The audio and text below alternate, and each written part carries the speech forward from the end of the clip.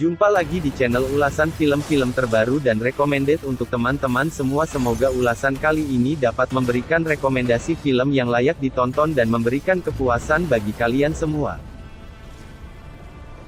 Shockwave 2 adalah film bergenre action, crime, thriller yang diluncurkan pada tanggal 24 Desember tahun 2020 lalu di China dan merajai box office. Film ini disutradarai oleh Herman Yau dan naskahnya juga ditulis oleh Erica Lau yang dibantu Herman Yau. Film ini diperankan oleh sejumlah pemain bintang seperti Nini, Ching Wan Lau, Kwan Ho Tae-se, Mark Na, hingga Andy Lau. Shockwave 2 sendiri menceritakan 5 tahun setelah salah seorang mantan petugas pejinak bom, Poon Sing-fung yang meninggalkan dinas kepolisian, dia temukan dirinya sebagai tersangka utama dalam kasus pemboman berantai di Hong Kong. Polisi menduga bahwa dia terlibat dalam keadaan koma dan terluka akibat ledakan di salah satu TKP. Kemudian, dia pun diinterogasi dan dipenjara setelah terbangun dari komanya. Dikarenakan menderita amnesia, dia tidak ingat apakah benar-benar terlibat dalam serangan bom pada 2 tahun terakhirnya. Untuk melarikan diri dari penjara dan membuktikan dirinya tak bersalah, maka dia bekerja sama dengan rekan seperjuangannya, Tung Chuk Man yang juga bekerja sebagai petugas penjinak bom. Selain itu, sang mantan pacarnya yaitu Pong Ling yang menjadi kepala inspektur unit penanggulangan terorisme, membujuknya agar menyusup ke Resurrection Group. Penasaran dengan full filmnya? Jika iya, maka kamu dapat menonton review ulasan cerita berikut ini sebelum menonton full filmnya. Selamat menonton!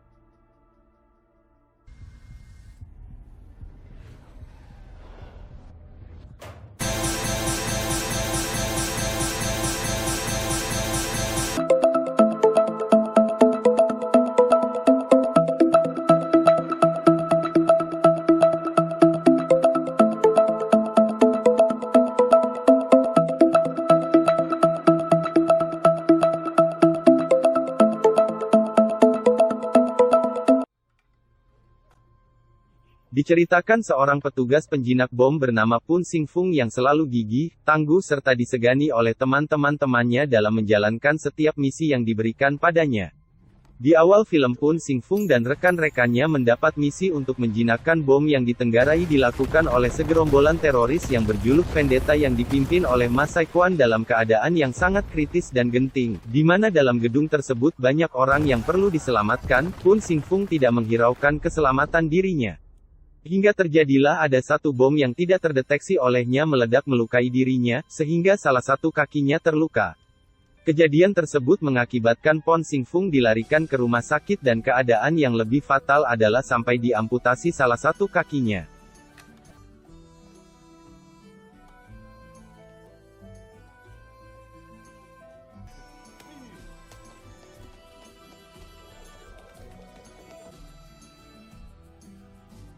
Setelah sembuh, Poon Sing-fung kembali berlatih dengan didampingi oleh rekan sekaligus sahabatnya yang bernama Tung Chuk Man.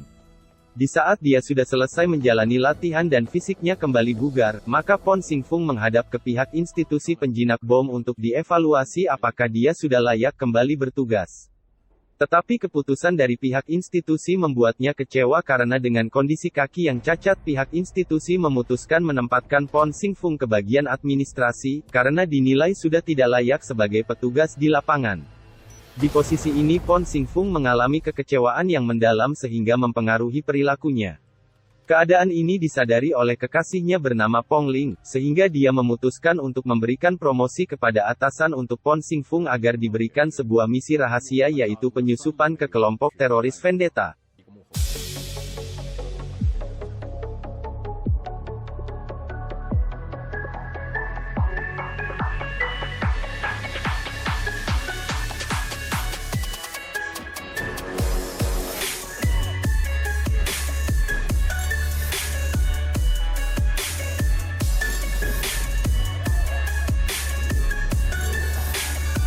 Singkat cerita, setelah 5 tahun berlalu, Poon Sing-fung diberikan suatu misi oleh kelompok Vendetta di sebuah hotel untuk diledakkan. Tetapi di saat bersamaan kejadian naas kembali terjadi menimpa dirinya. Di saat bom meledak dia terkena ledakan dan terlempar keluar gedung sehingga mengakibatkan kembali dirawat di rumah sakit serta mengalami amnesia. Polisi menduga bahwa dia terlibat dalam keadaan koma dan terluka akibat ledakan di salah satu TKP. Dia pun diinterogasi dan dipenjara setelah terbangun dari komanya. Dikarenakan menderita amnesia, dia tidak ingat apakah benar-benar terlibat dalam serangan bom pada 2 tahun terakhirnya. Untuk melarikan diri dari penjara dan membuktikan dirinya tak bersalah, maka dia bekerja sama dengan rekan seperjuangannya, Tung Chuk Men yang juga bekerja sebagai petugas penjinak bom. Selain itu, sang mantan pacarnya yaitu Pong Ling yang menjadi kepala inspektur unit penanggulangan terorisme, membujuknya agar menyusup ke Resurrection Group.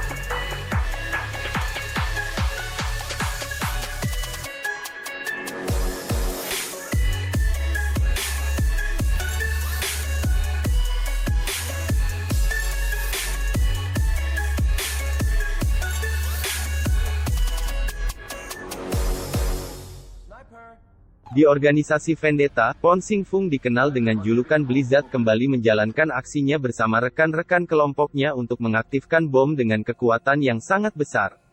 Blizzard adalah anggota kelompok yang sangat diandalkan oleh pemimpin organisasi yang ternyata punya masa lalu adalah teman semasa kecil di mana Blizzard selalu menolong sang pemimpin organisasi Vendetta. Di saat menjalani misi tersebut kondisi ingatan Pon Sing Fung kembali pulih dan keadaan ini disadari oleh Ma Sai Quan, sehingga terjadilah keadaan berbalik di mana Po Sing Fung kembali membela rekan-rekan di institusi penjinak bom untuk mengagalkan pengaktifan bom yang sangat berbahaya.